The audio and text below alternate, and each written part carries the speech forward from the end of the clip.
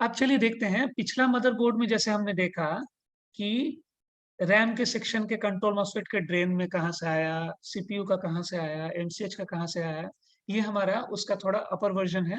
ये हमारा यहाँ पे प्रोसेसर है, यहाँ पे एमसीएच आईसीएच नहीं है, यहाँ पे पीसीएच यूज किया गया है। और ये मदरबोर्ड है हमारा H61। मदरबोर्ड भी अलग अलग होता है, 61 बोर्ड होता है, 81 बोर्ड होता है, 31 बोर्ड होता है, 41 बोर्ड होता है, 945 होता है, और बहुत सारे बोर्ड्स हैं। ये सब का भी स्पेसिफिकेशन में बताऊंगा आप लोगों को, कौन सा बोर्ड में कौन सा प्रोसेसर लगता है, कौन सा जनरेशन लगता है, क्या क्या लग सकता है, नहीं लग सकता है। ये सारी चीजें आप लोगों को मैं बताऊंगा। 61 बोर्ड में अच्छा। सेकेंड जनरेशन तक लगता है। i3, i5, i7 का सेकेंड जनरेशन इसमें लग जाएगा। कोई भी i7 का भी लग जाएगा बोर्ड इसमें, i7 का सॉरी प्रोसेसर 61। इस तरह से अलग अलग मॉडल का अलग अलग कॉम्पेटेबिलिटी होता है, तो वो मैं बताऊंगा। लिस्ट मैंने बनाया हुआ है, उसको मैं आपको शेयर कर दूंगा, शेयर भी कर दूंगा और समझा भी दूंगा। तो चलिए आगे बढ़ते हैं। अब इसमें देखते हैं हम सबसे पहले कहाँ पे एसएमपीएस का वो 24 पिन और 4 पिन कहाँ पे है। सेम चीज को सेम तरीके से,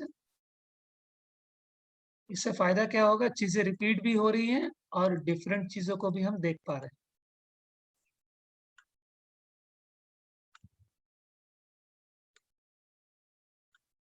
हाँ, यहाँ पे एक ही पेज में दोनों दे दिया है। Yes sir.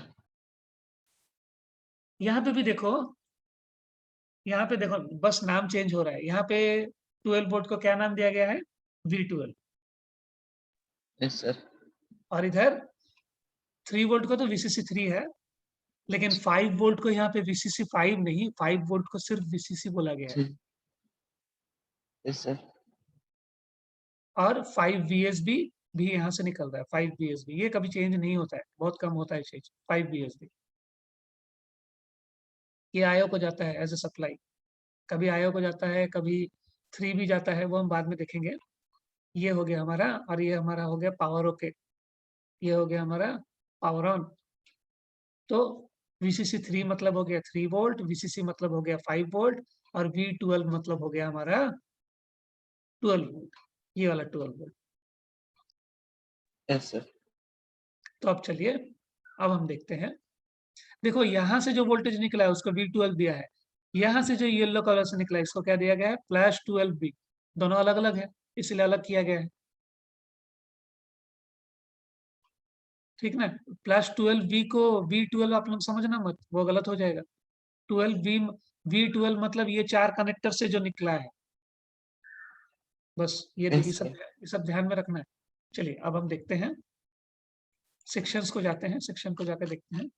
यहाँ पर सेक्शन आ गया है, ये है DDR का सेक्शन। ठीक है, जो आता जा रहा है हम देखते जाते हैं। पहले रैम का देख लें। Yes sir. सर वो सर इधर DDR3 का है क्या? हाँ, ये DDR3 है, ये पीसीएच बोर्ड है ना। Yes sir. हाँ, तो ये है हमारा कंट्रोल, ये हमारा PWMIC है, ये हमारा कंट्रोल मॉस्फेट है, ये हमारा ग्राउंडिंग मॉस्फेट है। यहाँ से DDR 1.5 निकल रहा है, ये 15 लिखा हुआ है लेकिन नहीं है 15, ठीक है। Yes sir. तो गलती से पॉइंट तो दिख नहीं रहा है, लेकिन ये 1.5 है।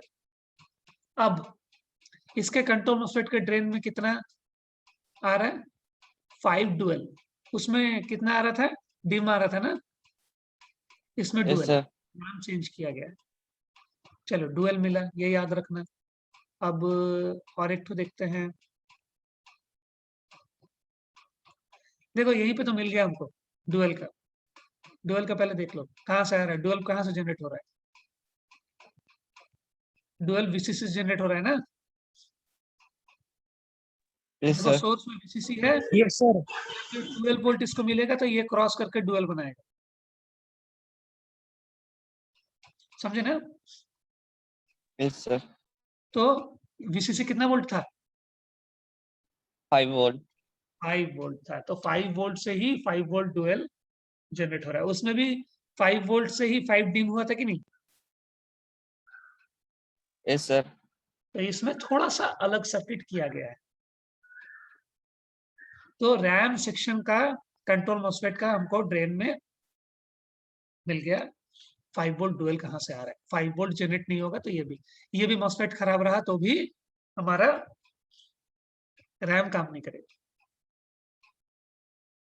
चलो अब आगे देखते यस हैं सर। और क्या सेक्शन है।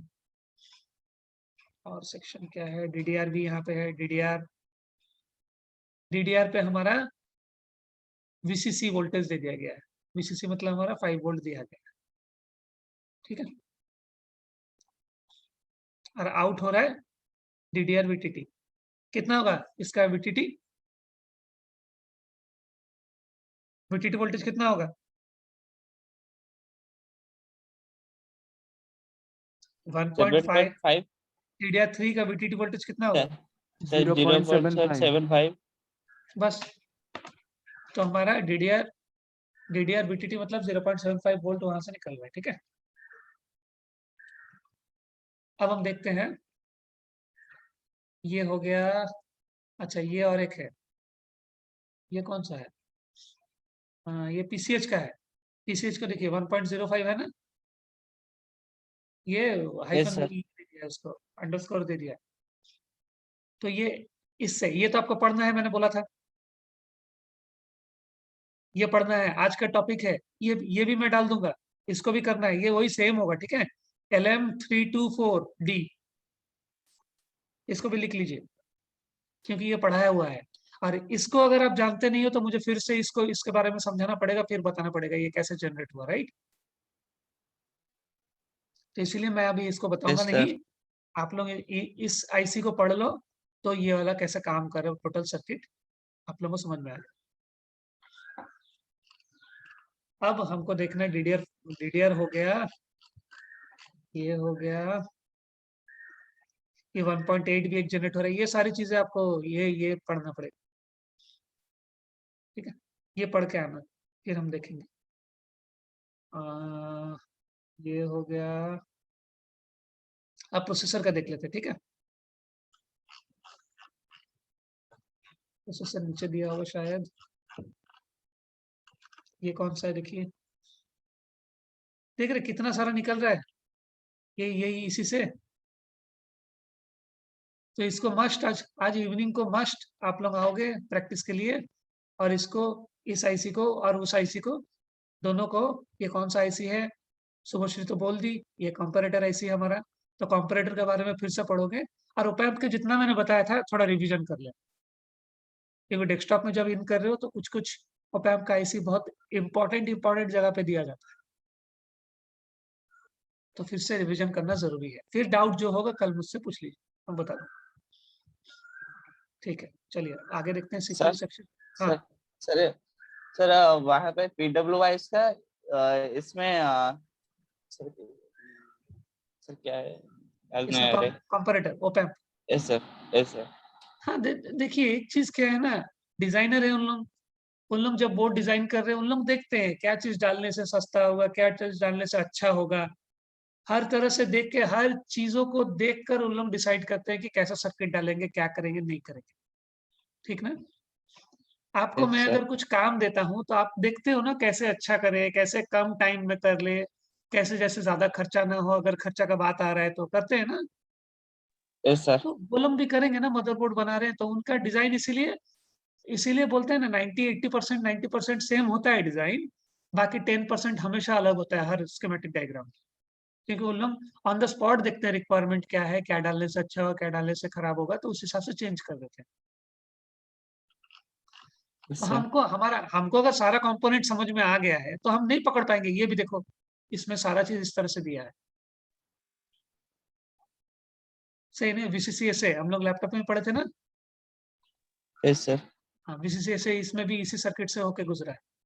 तो ये चीज अगर नहीं समझोगे, इसके बारे में पता नहीं होगा, तो कैसे पता चलेगा कि कितना निकल रहा है, क्या हो रहा है, कैसे हो रहा है।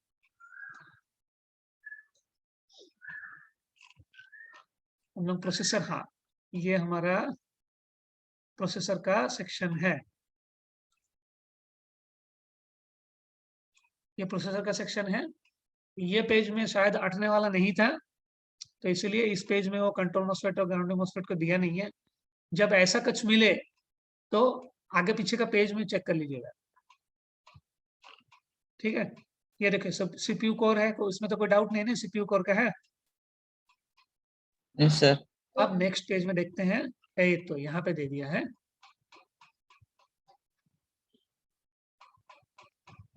यहाँ पे देखो, यहाँ पे एक दिया है, यहाँ पे 2, कंट्रोल मॉस्फेट कितना आ रहा है, वी इन आ रहा है ना, वी इन कहाँ से निकल रहा है देखेंगे, देखो, और यहाँ पे 3 दिया है। ठीक है,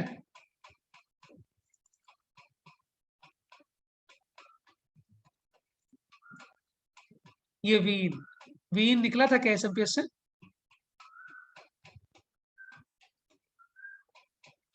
वी इन निकला था एसएमपीएस से? नहीं यस सर 12 वोल्ट भी 12 वी निकला था ना, वी इन निकला था कि कहीं से? नहीं सर। नहीं निकला था, तो हमको देखना पड़ेगा ये कहाँ से आ रहा है। ये दोनों स्कीमेटिक डायग्राम में दे दूंगा। आज का शाम का क्लास आप लोगों को 100% नए बच्चे चाहे पुराने पुराने बच्चे सबके लिए अभी नया ही हो गया ये। ठीक है, अभी वीन चेक कर लेते हैं हम कहाँ से आ रहा है।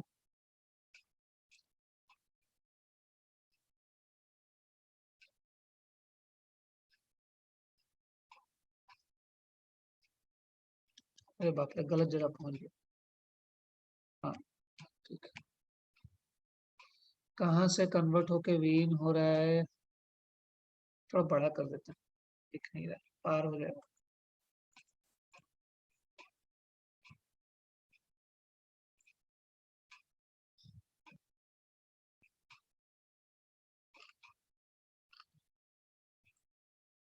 हाँ देखो, ये वाला 12 V12 था ना, वो 4 पिन यस से, सर यस सर वही चीज यहाँ से गुजर के उसी को वीन किया गया है। कुछ भी नहीं है, वही है वोल्टेज। सही है ना? तो एक आइडिया आया कि हमारे लैपटॉप मदरबोर्ड में कंट्रोल मॉस्फेट का ड्रेन वो तो दिमाग में बैठा हुआ हो क्योंकि इजी भी था, लेकिन डेस्कटॉप मदरबोर्ड थोड़ा वेरिएशन आ रहा है। अब कुछ डाउट है? किसी को कुछ डाउट है? अब भी कुछ डाउट है तो बोलो, मैं और एक बार बता दूं। नहीं तो कल और 3-4 मदरबोर्ड्स में और 3-4 तरह का स्कीमेटिक डायग्राम में सेम चीज दिखाऊंगा। सेम चीज दिखाने से क्या होगा, डिफरेंस भी पता चल जाएगा और बार बार रिपीटेशन भी हो जाएगा। बताओ किसी को कोई डाउट है? इतना से जितना मैंने बताया, हम लोग धीरे धीरे बढ़ेंगे, ठीक है, लेकिन पूरे पूरी तरह से समझते हुए बढ़ेंगे आगे। किसी को कुछ डाउट है अब तक? कुछ भी डीम समझ में नहीं आया कि 5 वोल्ट समझ में नहीं आया कि बिल्कुल समझ में नहीं आया, कुछ भी हो।